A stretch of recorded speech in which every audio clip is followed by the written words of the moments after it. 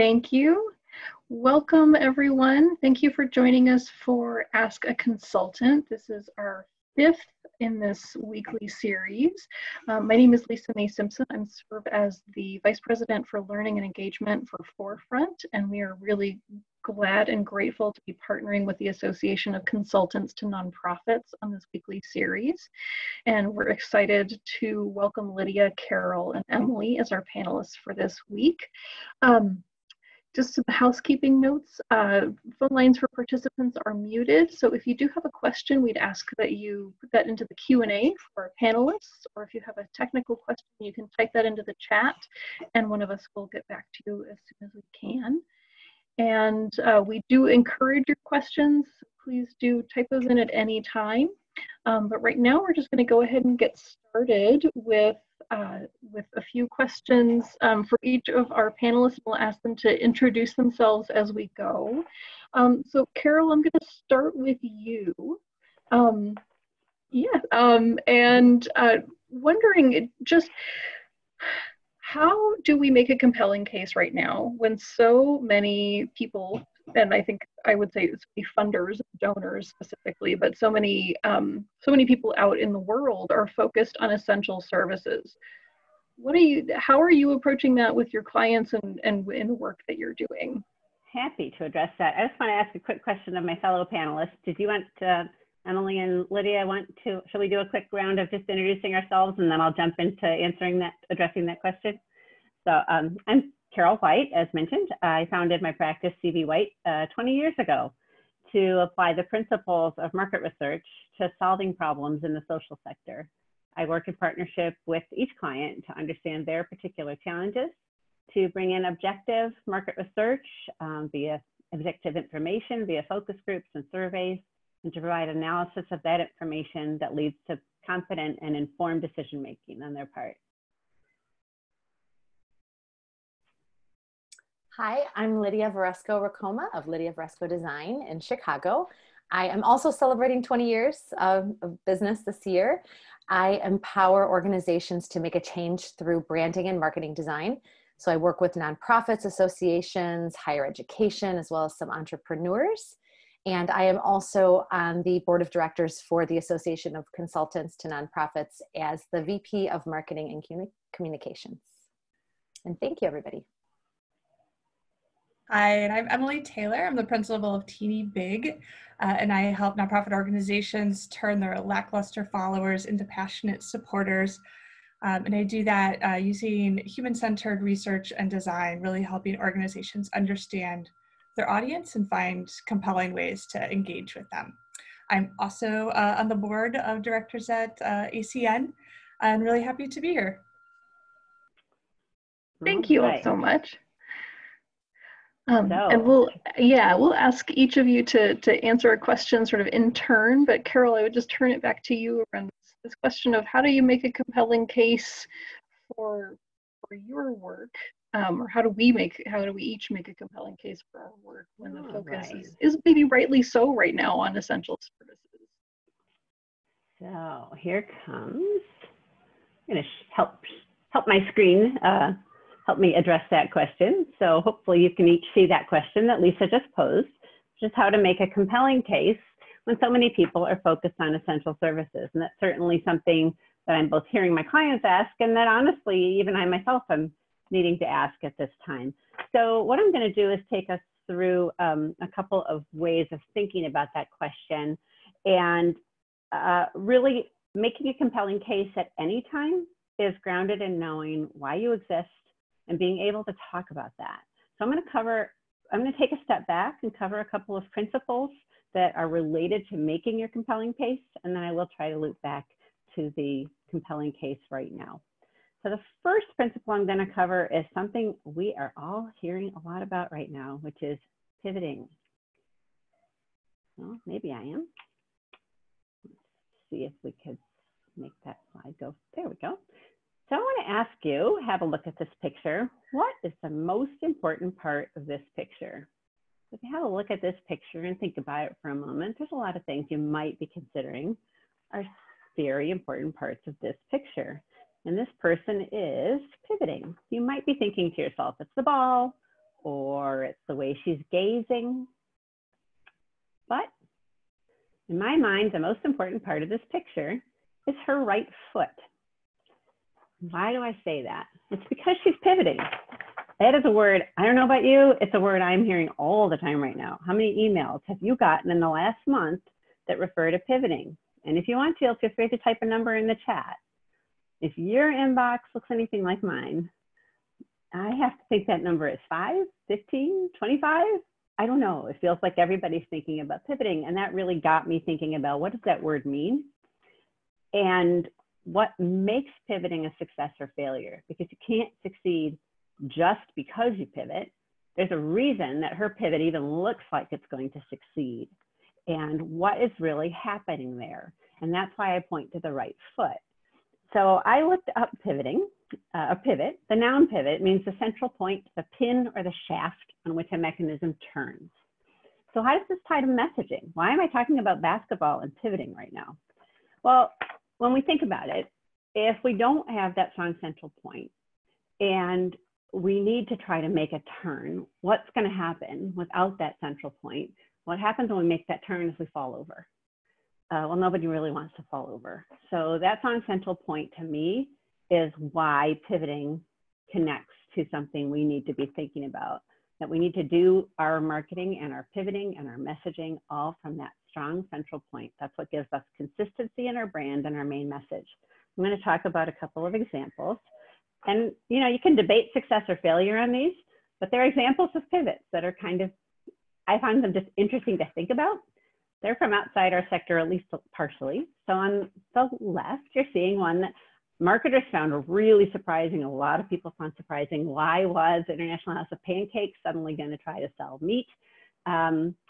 Interestingly, I have to admit, I put this up here thinking it had been a failed pivot. The data actually shows it was a successful pivot. So it's not, you can't know immediately if a pivot's going to succeed or fail. And what I learned when I dug into it was that IHOP did a ton of research on this to discover that their market really was looking for this product, and they figured out how to do it. I think a pivot that maybe feels slightly more relevant to us in this time, and even that it feels a little more community-centric, was the one that Koval did. And you're probably aware of this. Koval, it's a distiller. And their pivot to make sure that they were making good use of their facility, and I think also really building their brand, was to produce alcohol-based sanitizer for those on the front lines during this time. I think it was a brilliant pivot. It got them a lot of coverage. And let me, I'll go anecdotally, personally very effective. When we looked in the cabinet and it was getting a little bare and we needed to go do our curbside pickup at Binny's, this was the brand we went for. So, you know, I think when we do a pivot, if we do it, this for Koval, even though it was making alcohol-based hand sanitizer, was incredibly consistent with their brand as a community member.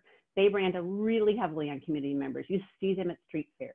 So this was, even though the product was outside of their product completely, they made the execution and the messaging around it really consistent with their brand.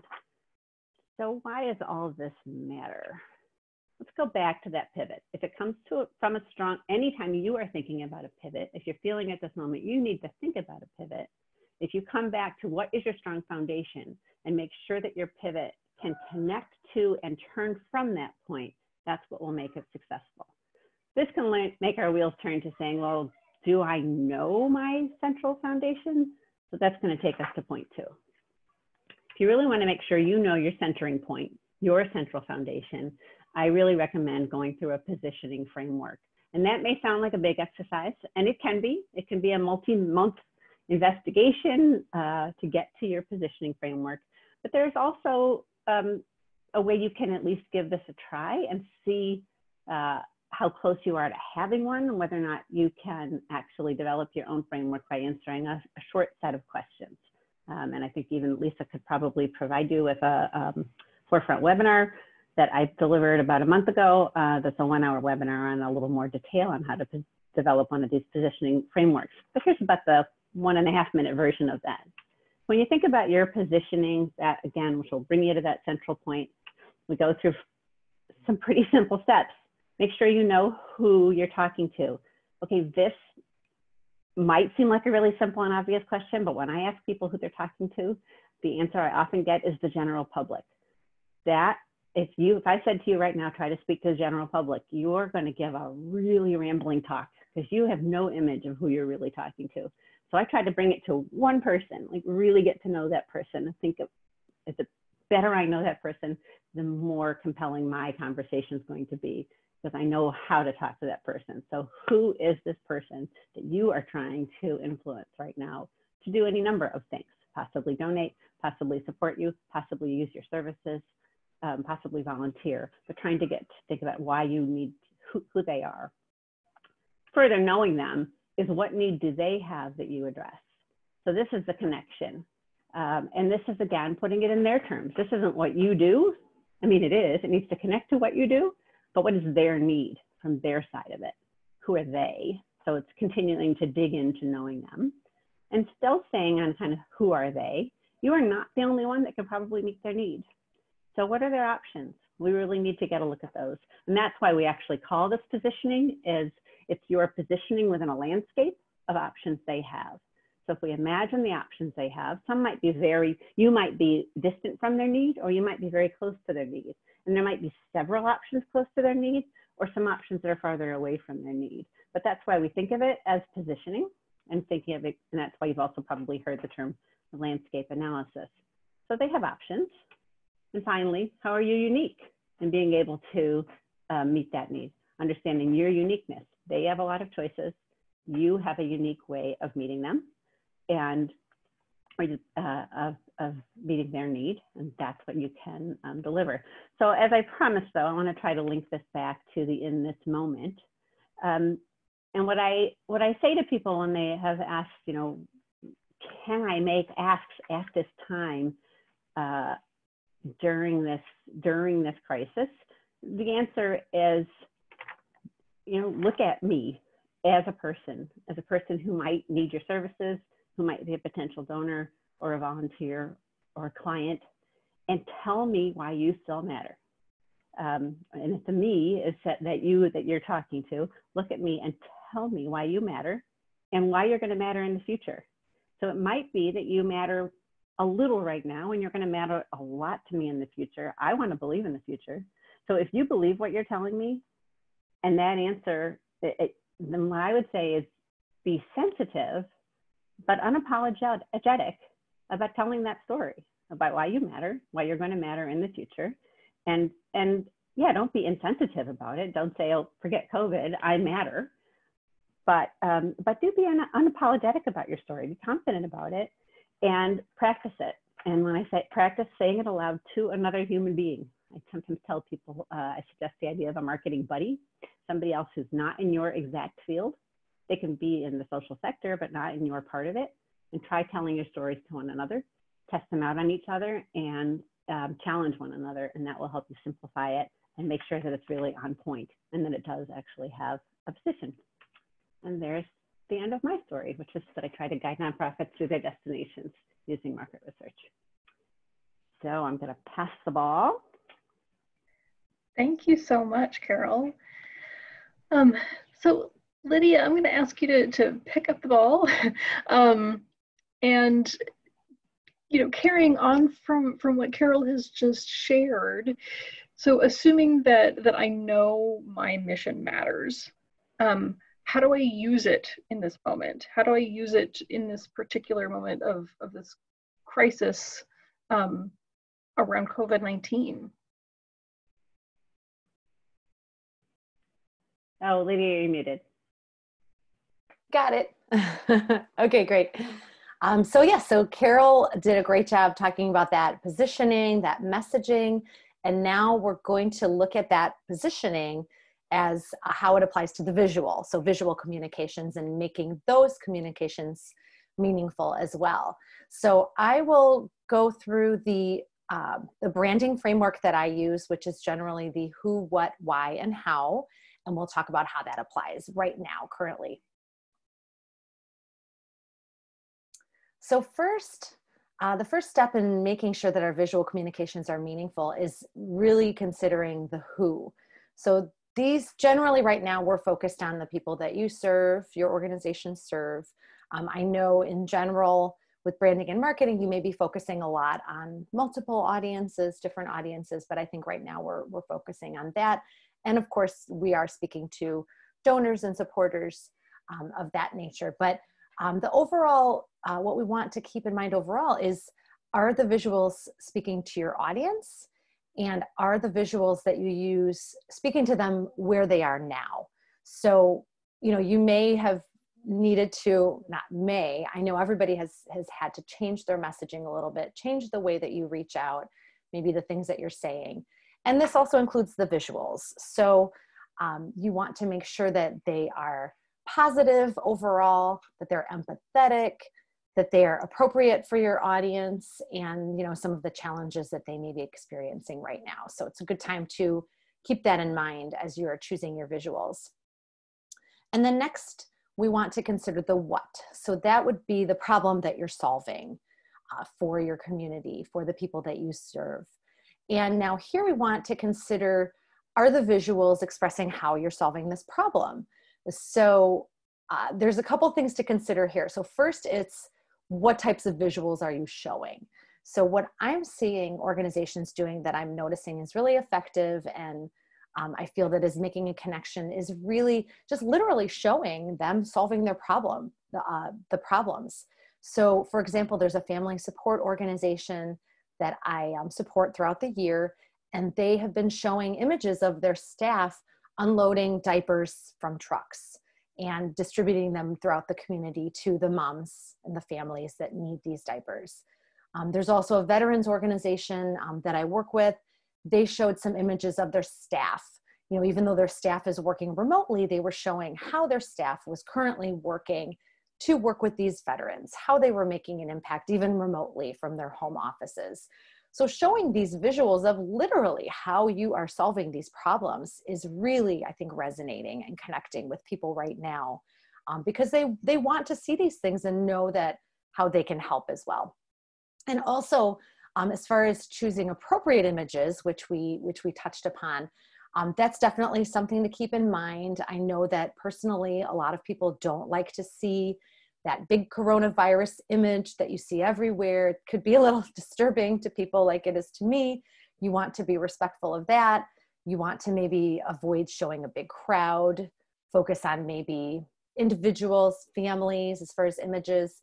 And this is also a great time to look at using illustrations, infographics, other types of images that maybe don't have to show people in them. I know this goes against what we preach about, you know, having that human element and showing people, but it's a good time to consider maybe other types of imagery.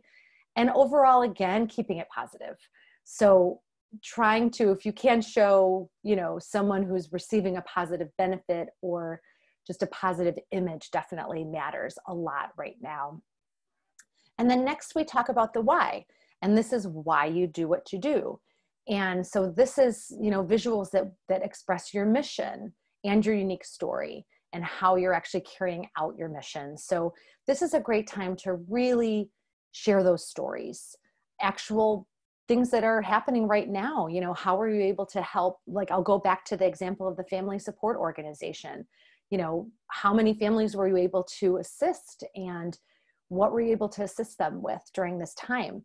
I think people really, they want to hear good news. They want to hear those really great stories of what you're doing and then how they can help. And I think by sharing the story, it makes it a little more concrete for them to picture themselves as part of your story. So don't hold back sharing those stories right now, make them positive.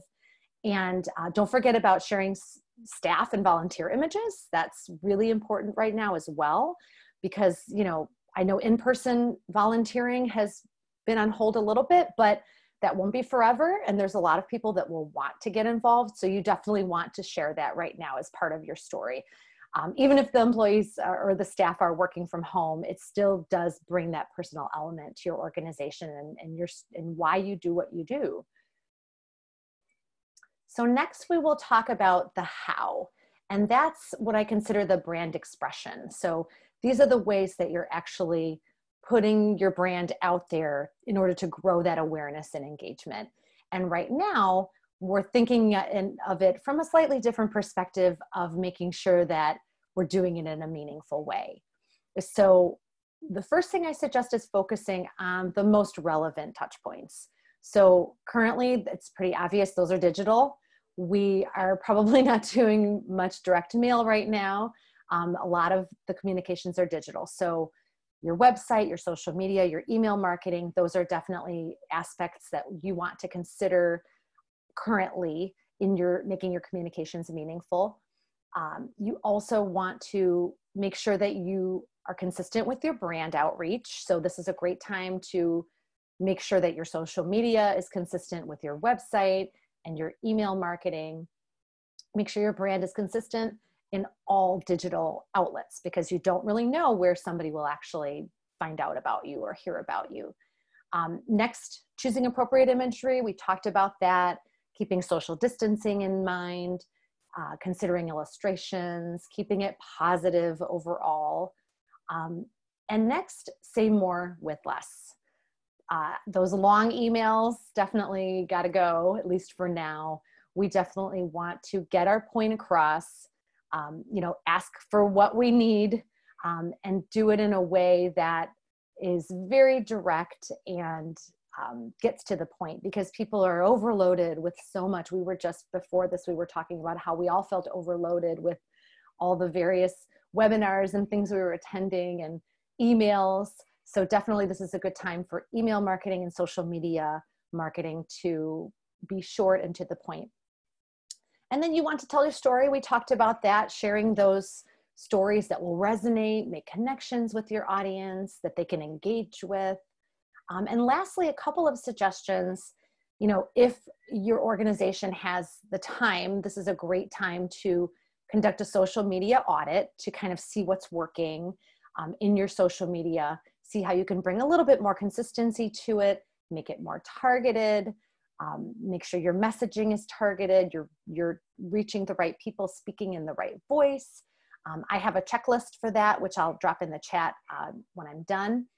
And lastly, a brand guide. If your organization doesn't have one already and you have a few moments in your day, this is a great time to consider putting something together, even something simple, just to have those visual guidelines that you can have for the time being as well as in the future. It's always a great time to have a brand guide that will help you be consistent with your branding outreach.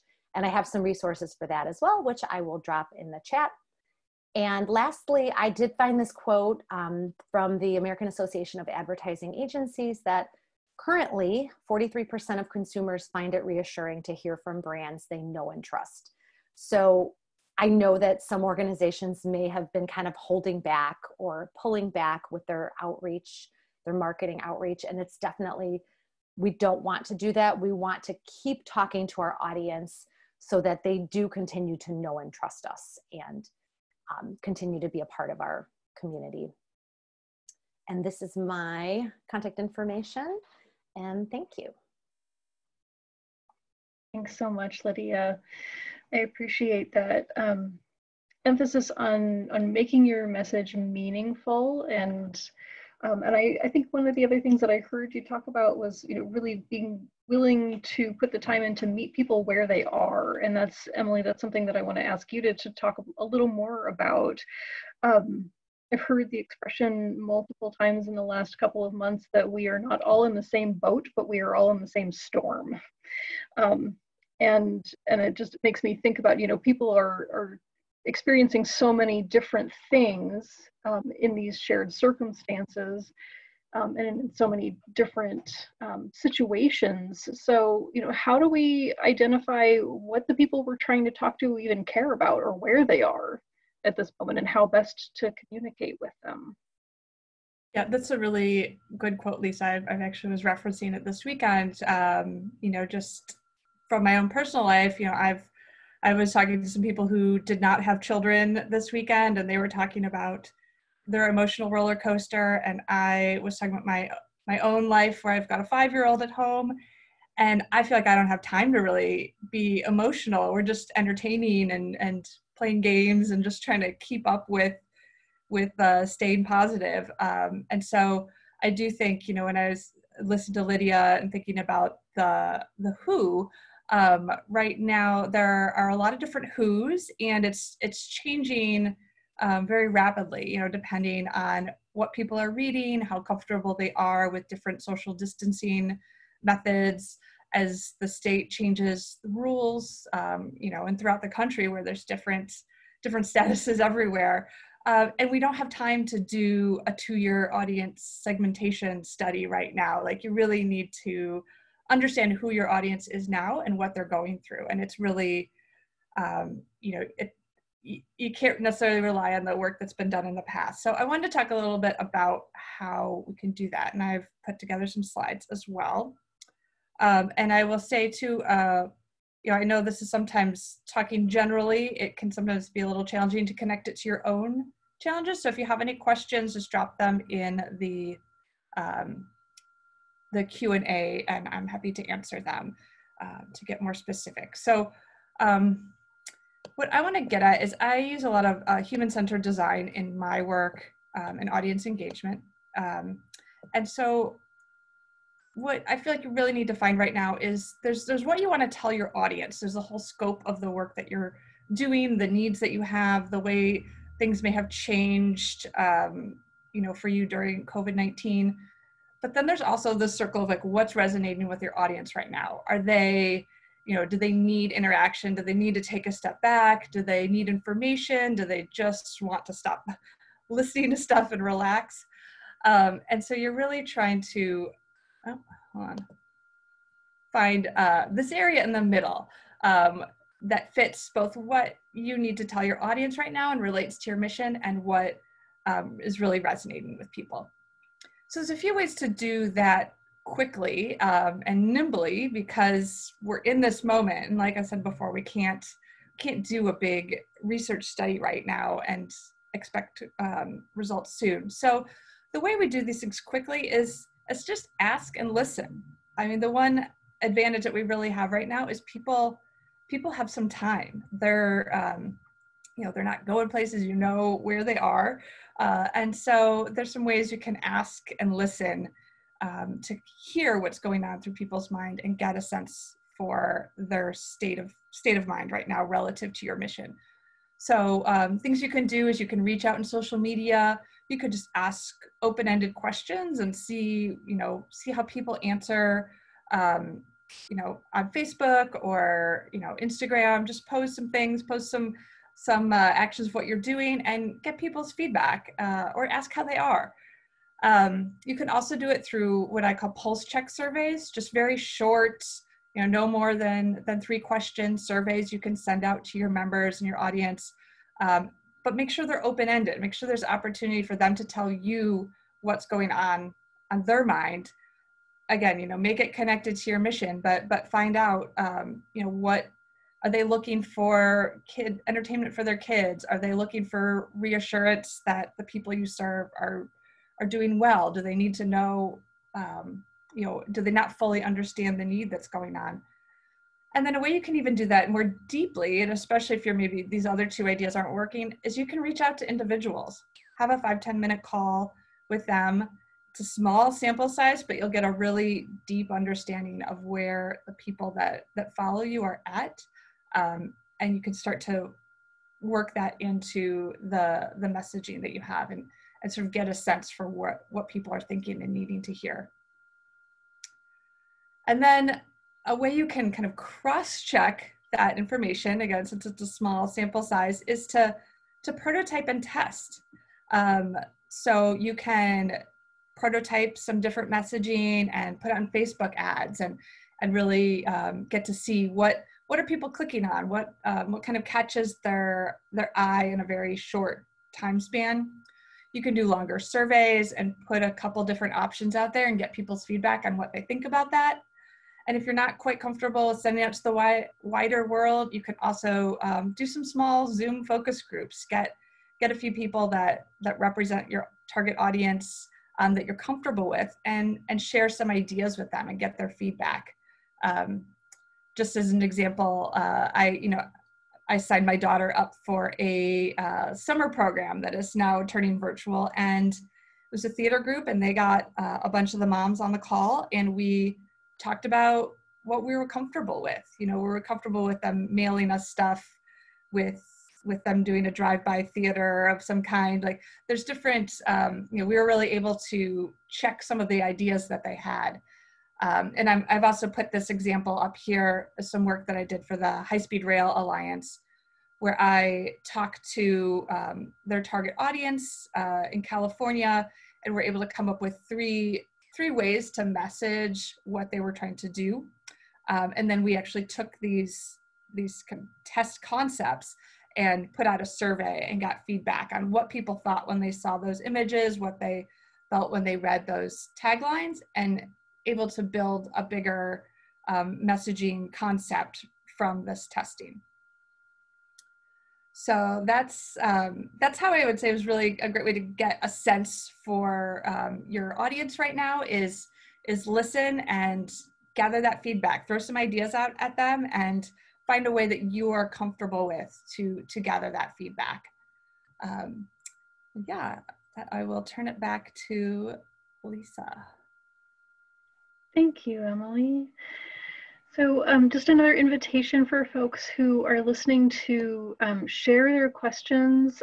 Please, you can type those into the Q&A, which you'll find at the bottom of your Zoom screen, or if you'd like to use your voice, you can use the raise hand function, and we can unmute you so you can ask your question out loud. While we wait for those, I want to note that I think one of you mentioned, we were talking about this before we got started, but each of you mentioned in some way in your initial presentations that there is, we all have new coworkers too, but there is a lot happening right now, and so I know that a lot of folks are kind of worried about supporter fatigue. We're hearing from a lot of people, we're engaging in a lot of things, we're consuming a lot of information. So how do each of you think about keeping folks engaged, especially for organizations or individuals who may not be able to offer the same services they do or they have in the past or in the same way? Any thoughts to share on that? I'll open that up. I'll open the floor on that one.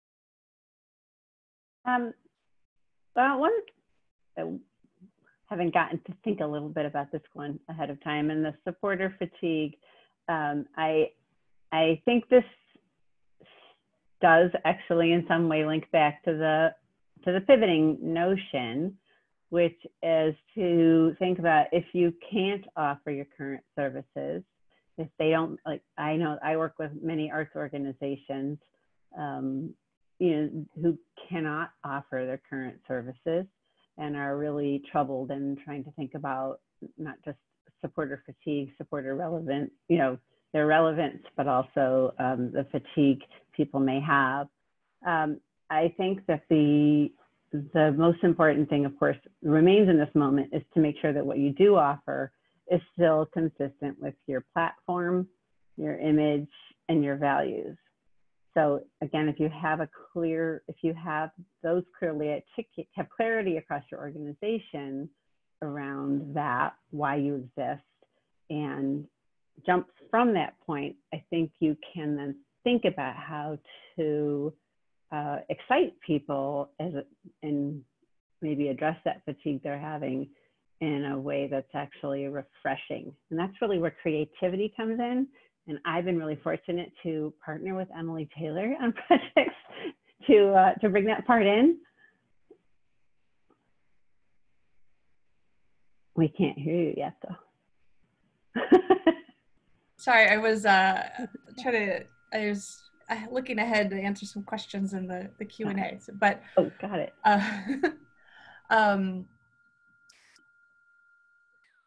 Let me just get my train of thought. So I'm sorry, Carol, can you just tee me up again? Absolutely, absolutely. What I was saying was I think that in pivoting, and you and I worked together with a client who was thinking about an expansion of services, doing some new things, and so much of what I did was help try to figure out and make sure we got really clear about their central point. And then you assisted, I thought, so nimbly in coming up with creative ideas to jump from that and execute on that. Yeah, and I think this is something where, you know, when you know your center point and what you're really trying to do, you can start to look creatively for inspiration. And I've been talking about this a lot on LinkedIn this week. I think creativity is really important right now because it helps us break away from what we've been doing in the past. And so, you know, you might, if you're really trying to engage your audience, look at some for-profit companies and organizations, maybe, you know, clothing lines you're on an email list of, and see what they're doing to engage people differently. And it doesn't mean you just take that and use it, but you can start to think of ways to switch things up. And I'm actually, I had pulled a few examples that I can share. If you're finding those, I remember we referred to them as inspirational platforms. And that's what I loved about it, is that you used things that were way outside of what we do to inspire our creative thinking. And that's what I thought was so powerful about. Yeah, and I've actually been working to collect some examples that I see, both for-profit and nonprofit examples, because I think this just helps our brain connect the dots. You know, this Fat Rice is a restaurant not too far from me, and they've actually just shut down their restaurant and reopened it as a grocery store and meal kit place. And it's, I thought it was really bold of them, as well as they've kind of have this, you can see this Unlock Now, they sort of this video game theme going through their website, really honing in on who their audience is. And really making this stylized messaging for what they're doing. So I think that just was interesting to me. I think, you know, especially I'm so passionate about the museums and arts and cultural centers that are just not able to open and connect with people now. And it was really an inspiration to see how this restaurant can just rethought what they were doing in order to keep going. I also feel like maybe this example is overused, but I just love it so much, the Getty Museum and their museum challenge to create a piece of art from what you have at home. I thought it was a really great way to connect with people, and, you know, going back to audiences, people of all different, you know, whether you have families or you're alone at home alone, you know, there's a lot of ways for people to connect with each other and continue that mission of art, even if people are not able to walk into the space. And this example, you know, when I was talking about going through your email list, I get Sierra Club's emails, and they are just like, their messages are coming from different names. I don't know who they are, but, you know, you can see Ariel Hayes, Carolyn Wooten, and each headline is a bit different. And I'm not interested in all of them, but they're really making some bold statements with their headlines, and it just breaks up the monotony of you know, just getting a lot of messages, and just kind of, you know, gets my attention. Some of them get my attention, and that's really what you need to go for. So those were some examples that I pulled that I thought were interesting in kind of breaking up that you know, barrage of information that we have right now. Lydia, anything that you would want to add on that question of supporter fatigue? Or we also have some tactical questions that we can move on to as well, but I wanted to give you a chance to jump in. Thank you. Yes, I did see a couple of those questions in the chat regarding images from Kate, and we will get back to those. But in regards to supporter fatigue, I think what I've seen that has been successful is the organizations that are making the ask, you know, very specific. So again, you know, I'm going back to these family support organizations because I follow a lot of them, and it relates to me as a mom myself. But the emails that might say, you know, your $25 donation will provide diapers and formula for this baby, you know, for 2 weeks, or that type of thing, where, you know, you really see where your dollars are going and the impact that they're making, or an image of, you know, the mom and her daughter that, you know, now they have the crib that they needed. So I think that really, you know, being specific in the ask and then showing what will actually be the result of that donation, I think that helps with donor fatigue, rather than saying, oh, you know, we really need X number of dollars to make our budget. That doesn't resonate with me. As a mom, if I read something that says, you know, please donate $20 and that will supply for formula and diapers for a baby, that resonates with me. So I think making it specific and in a way that resonates helps. Thank you. So we did have some questions from Kate, and thank you, Kate, for chiming in. The first one I'm going to throw to you, Lydia. She asks, what sources of images do you recommend? Yes, well, as a designer, I always will urge people to use images that are licensed. So that would mean using, you know, royalty-free images that are purchased rather than grabbing something off the internet. If you don't have your own source of images, you know, of course, that's first of all, first and foremost, that would be the best if you have photographs you can use that your staff has maybe taken or you have them internally. But if you are using stock images, definitely recommend you going with someone like an iStock Photo, Getty Images, where you do pay, you know, it might be like a small fee that you pay, as well as there are some free stock photo image agencies out there. But then the only risk with that is that if it's on a free website, there may be a lot of other organizations or companies that are using it. So, you know, it might be better to pay a little bit if you need to use a stock image. Hopefully that answers your question, Kate. Thanks. And another question from Kate, and I would throw this to Emily first, and then certainly if others have a desire to chime in, please do. Wondering if you can share just a sample of some open-ended questions. Emily, you mentioned that this was important. Yeah, this was the question that was distracting me as I was thinking of some.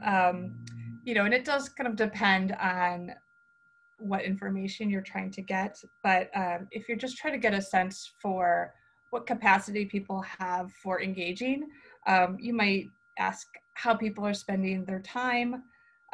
What are your biggest concerns right now? Maybe even asking them, you know, where, since COVID has started, have you made any donations or virtually volunteered with an organization? I think asking people what behaviors they've done is a really great way to read their behavior, versus sometimes if you just ask a question that is a little open-ended that they might fill in what they think versus what they actually do. So seeing where they have engaged with other nonprofit organizations, and then, yeah, like really trying to get to what's worrying them right now. You know, are they worried about certain sectors? Are they worried about their own job? You know, things like that they can help fill in, and then you could start to interpret that into how it could connect to your organization, either with a story or with an actual action. So one thing I would add to that, if it's an open-ended conversational, so if you're doing a phone interview with someone, as opposed to just, you know, a survey monkey type situation, but more of a conversation or a focus group, what I'm interested a lot of times that people will ask a question, and instead of, I'll be tempted to answer it, and I will very often discipline myself to flip it around and say, what makes you ask? Or could you help me better understand why you're asking? Because often what's buried in people's questions is their worry or their need, and we make incorrect assumptions. I was just doing a focus group on a breast cancer clinical trial, and the question someone was asking was really puzzling me, and she kept saying, well, it's a problem that it's a clinical trial. And finally it was, why do you ask? And she said, well, because I want to be in a hospital, not a clinic. Oh, really important misunderstanding got identified, because it was a misunderstanding of the word. which I didn't need to call out to her. I needed to call it out to my client though. So I think the why do you ask can be one of our most powerful open ends as well. Thank you both. One last question from Kate, and I will throw this open to anyone who'd like to jump in. Which social media platforms do you like, and how frequently do you recommend posting? So I will jump in first. Facebook has become super popular right now. I forgot what the stats are, but they are definitely, there are a lot of people using Facebook right now. Instagram. I think the bottom line with social media is definitely finding that channel where your audience is, where they're interacting. So in general, when I do social media strategy with clients, we will have kind of a different strategy for each of those networks depending on who they're speaking to. So in general, the audience might be a little bit younger on Instagram. Maybe the stories are a little quicker, shorter attention spans. So if you don't already kind of know which channel is performing best for your audience, it's good to do a little bit of research and maybe start lurking a little bit. Look at some other organizations similar to yours and which channels they're using and how they're using them.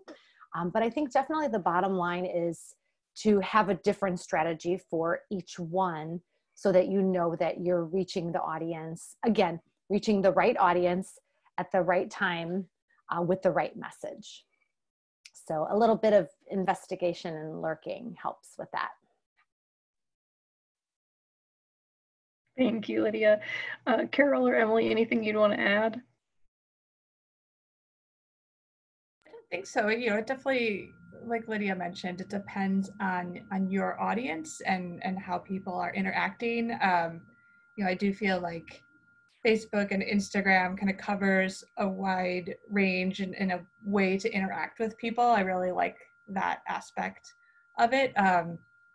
But Twitter really helps spread information. And then there's still people, I wish, that sounds horrible to say it the way, email I think is still very powerful. I know for me, it is. And as well as direct mail. I think right now it might even be good to try a method that people in your sector aren't using, because you might be able to reach people in a way that they aren't bogged down with. So I do think there's no right answer, because it's kind of, it can change over time as one gets saturated, and people give up on that, and now you can reach people, like I said, with direct mail, and it's something unexpected. So it's good to just do a little experimenting, and like Lydia said, keep looking at the numbers, do some lurking, and see which one's worth trying first. Don't do them all at once. Yes, definitely. And I didn't mention LinkedIn, but LinkedIn is also, I think, an important one now that some of my nonprofit clients have been using as well.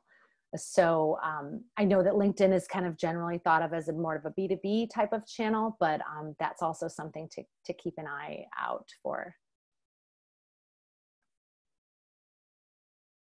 Thank you all.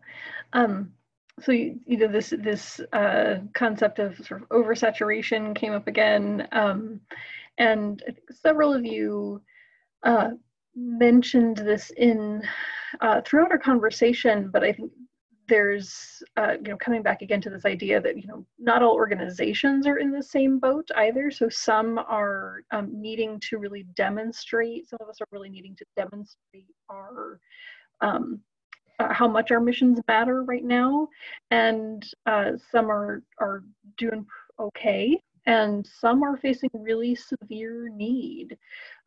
So when that is the case, when it seems like folks don't maybe get the severity of the situation that we as organizations might be in, how do you communicate that in a way that takes all of the things that you've just shared with us into account, of meeting people where they are, accounting for the fact that folks are a little bit or a lot oversaturated when it comes to information. How do we communicate the real severity of need that some folks may be experiencing right now? I don't know if what just popped into my mind, just without advanced thought. We've all been told a lot over the last however many years that storytelling is where it's at. And I think analogous to that is what the New York Times did on Sunday, yesterday? Yes, Sunday, right? So making people understand the severity of COVID itself has, I think, while it might be really obvious to us on the phone, we know that it's not obvious to everyone. And maybe that's because a lot of people don't know anyone personally affected. And I think that the New York Times, this, if you didn't see it, try to find an image of it. It's powerful, powerful pages and pages and pages of names and ages and just a tiny bit of information to humanize, of people who have died of COVID, to humanize this, sorry. Because giant numbers, I'm a numbers person, but as a numbers person, I can tell you that numbers don't work on a lot of people. And personalizing things does.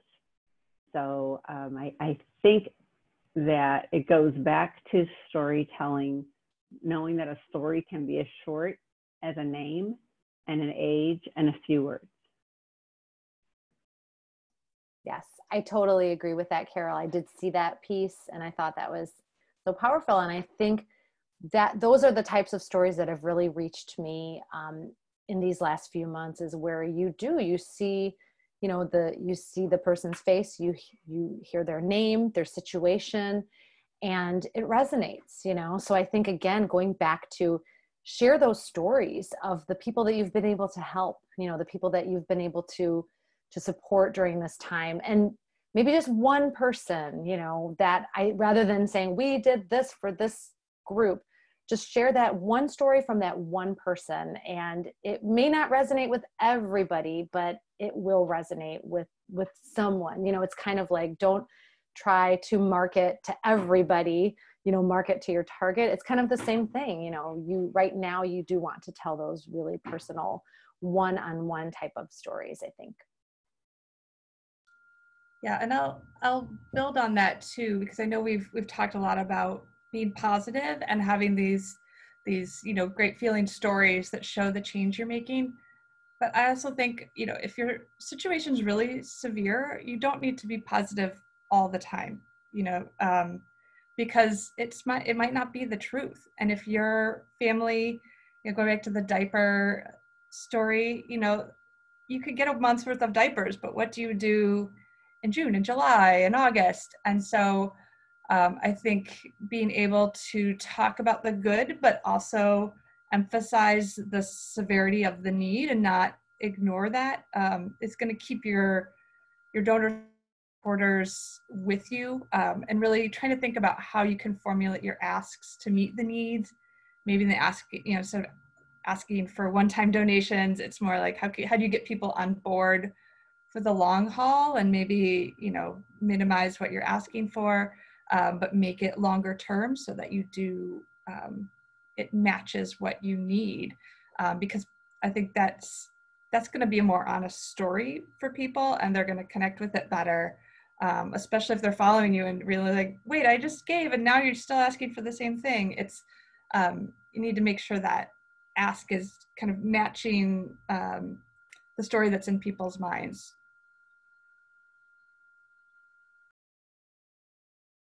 Well, thank you all so much. I think I'm hearing, staying rooted in our missions and clarity of purpose, transparency, and being willing to both be where we are and meet people where they are, as real core cornerstones of what you're sharing with us. So thank you for your insights. I'm not seeing any additional questions in the Q&A, so this will be my last call for any questions that you may have been waiting to have answered. Go ahead and throw those in. But while I wait, I will just say again, thank you, Lydia. Thank you, Carol. Thank you, Emily. Thank you to Key, who's working behind the scenes to get information up in our chat. And to Alexis, who is also sharing links in the chat. We appreciate all the work that all of you are doing, and thank you to all of you who are joining us. I hope that you are well and in good spirits. I hope your loved ones are as well. Thanks for all the good work that you're doing out in the community. So take care, everyone, and we hope that we will see you at our next Ask a Consultant, which is right now scheduled for June 9th. And our topic is TBD, or TBA rather. But we look forward to seeing you then and on another Forefront or ACN program soon. Take care, everyone. Thank you. Thank you. Thanks, ACN and Forefront, for making so much available to the sector during this time. Really appreciate both organizations so much. As a 20-year ACN member, too. Thanks, everyone. Thanks. Bye.